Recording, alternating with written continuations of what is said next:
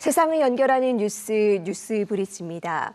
우리나라에선 지난 2004년부터 해마다 청소년 특별회의를 개최해서 이 청소년들의 목소리를 듣고 정책에 반영하고 있는데요.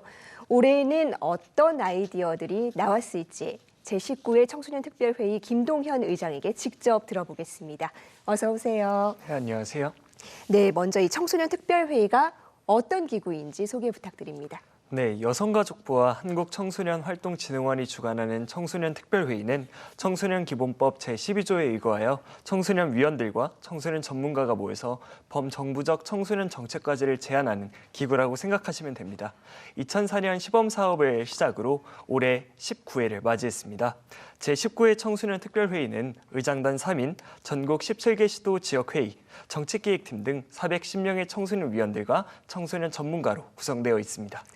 네, 그렇다면 이 청소년들의 정책 제안을 도출하게 되는 과정은 어떻게 될까요? 네, 제19회 청소년 특별회의는 2023년 1월부터 4월까지 위원 구성을 마쳐서 5월에 출범식을 진행했는데요.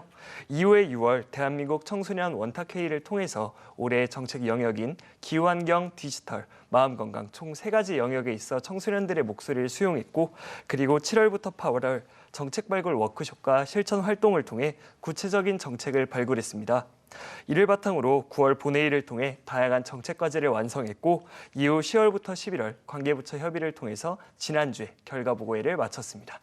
네, 상당히 체계적인 과정을 거치고 있는 것 같은데, 그렇다면 올해는 청소년들이 어떤 정책을 제안했을지 궁금해지는데요. 네, 올해는 기후환경, 디지털, 마음건강 총 3가지 분야에서 34가지의 정책 과제를 발굴했습니다. 정말 많아서 다 소개는 못 드리지만 대표적인 정책을 몇 개 소개해드리자면, 기후환경 분과 같은 경우에는 현재 학교 교과목 중 환경이라는 교과목이 있습니다. 근데 실제 채택률은 매우 낮습니다. 이런 상황을 좀 개선하기 위해서 학생 참여와 실천형 수업으로 바꿀 것을 제안했고, 그리고 홍보를 강화할 것을 제안했습니다. 또한 교사를 대상으로 환경 교육 연수를 강화할 것도 제안했고요. 디지털 분과가 제안한 대표적인 정책은 디지털 교육 소외 지역 청소년 대상으로 디지털 격차를 해소하는 것이었습니다. 현재 교육부가 디지털 기반 교육 혁신 추진 방안에 따라 태블릿 PC나 노트북을 보급하고 있는데, 지역별 기기 보급률이 최대 4배 이상 차이 나는 것을 알게 되었습니다. 이에 디지털 교육의 소외 지역에 있는 청소년을 대상으로 디지털 기기 보급을 활성화하고 일상생활에 유용한 디지털 활용 강좌를 다양화할 것을 제안했습니다. 마지막으로 마음건강 분과가 제안한 대표적인 정책으로는 청소년 상담과 활동 분야의 연계체계 강화가 있습니다. 청소년들이 요즘 스트레스와 우울감이 매우 많잖아요. 네. 이러한 상황에서 청소년 상담과 그리고 청소년 활동이 이렇게 분리가 된다면 이들에게 대한 지원이 제대로 되지 않을 것이라고 생각했습니다. 이에 청소년 상담사와 지도자 간에 좀 더 정보 교류와 그리고 상호 그런 공유 체계를 마련하고, 그리고 체험활동 내에 청소년 상담을 지원함으로써 좀 더 이렇게 마음 건강이 힘든 친구들을 위해서 좀 지원해주는 정책을 만들었으면 좋겠다라고 제안했습니다. 네, 이 디지털부터 마음 건강까지 정말 참신하기도 하고 하나하나 요즘 청소년들의 어떤 문제의식을 잘 담고 있는 정책인 것 같습니다. 그렇다면 이 중에서 개인적으로 가장 반영되었으면 좋겠다 싶은 정책도 있었을까요? 네, 지금 정말 34개의 정책까지 모두 이 청소년 위원들이 값진 이런 노력 끝에 얻어낸 정책이기 때문에 하나를 고르는 게 좀 부담스럽긴 한데, 그래도 하나를 골라보자면 저는 아까 소개드린 디지털 분과의 디지털 교육 소외 지역 청소년 대상으로 디지털 격차를 해소하는 정책이 떠오릅니다. 왜냐하면 요즘 청소년들 사이에서 그리고 교육부에서 4차 산업혁명을 강조하면서 디지털 교육을 활성화하고 있잖아요. 근데 이것에 필수적이라고 할 수 있는 이런 기기 보급률이 지역별로 최대 4배 이상 차이 난다는 건 청소년이 당연히 누려야 될 교육의 평등에 좀 어긋난다고 생각을 했습니다. 그래서 이들을 대상으로 좀 더 디지털 기기 보급을 활성화하고, 그리고 이들을 위한 다양한 역량 강화 교육을 진행한다면 좋겠어서 꼭 이것이 반영되었으면 좋겠습니다.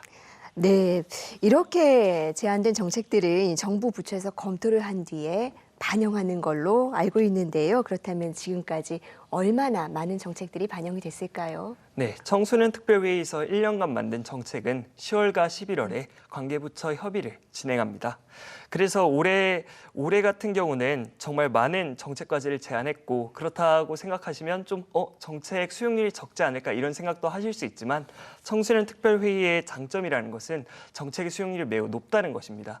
그래서 제가 직접 좀 찾아봤는데 2005년 1회부터 2022년 18회까지의 정책 수용률을 조사해 보니까 총 615개의 정책 중 550개가 수용되어서 89.4%의 수용률을 기록했습니다. 정말 생각보다 높죠. 그렇네요. 네, 그래서 정말 많은 정책이 반영되었고 올해 같은 경우는 총 34개의 정책 과제를 제안했는데 32개 정책 제안을 수용받으면서 94.1%의 수용률을 기록했습니다. 네, 올해도 이 단 2개 제외하고 다 수용이 됐습니다. 정말 수용률이 높은데, 그다음에 지금까지 정부 정책이 실제로 반영된 것들 중에서 이 대표적으로 소개해 주실 만한 것들이 있을까요? 대표적인 정책 과제들을 좀 소개를 해드리자면 2016년에는 저희가 지금 청소년증이라는 게 있는데 청소년증 발급률과 보급률이 그렇게 높지 않습니다. 그래서 이것을 좀 활성화하기 위해서 교통카드와 선불 결제 기능을 추가하자라는 정책 제안을 드렸고 2017년부터 실제 시행 중입니다. 그리고 또 한 가지 떠오르는 건 2018년에 했던 정책 중 하나였는데요. 청소년들이 이런 청소년 특별회의 이외에도 언제든 정책을 제안할 수 있는 이런 플랫폼이 마련됐으면 좋겠다라는 이런 정책을 제안한 적이 있습니다. 그래서 현재 이를 바탕으로 청소년 참여 포탈 내에서 언제든지 온라인으로 청소년들이 정책을 제안할 수 있는 그런 지금 장이 마련되어 있습니다. 그리고 마지막으로 떠오르는 것은 2019년에 했던 정책인데요. 2019년에는 학교 밖 청소년에 대한 무상급식을 지원하는 이런 정책을 했습니다. 그래서 이를 바탕으로 당시에는 일부 지자체에서만 이런 무상급식을 학교 밖 청소년들에게 지원하고 있었는데 이것을 2020년부터 전국으로 확대되는 이런 성과를 거뒀습니다. 이것처럼 정말 많은 정책들이 현재 청소년 활동 곳곳에 반영되어 있습니다. 예, 정말 의미 있는 정책들이 많았네요. 우리 청소년들이 이렇게 하나하나 세상을 좋은 방향으로 바꾸고 있는 것 같습니다. 그렇다면 이렇게 청소년들이 이 청소년 정책을 직접 제안하는 활동이 사회적으로 어떤 의미가 있다고 보십니까?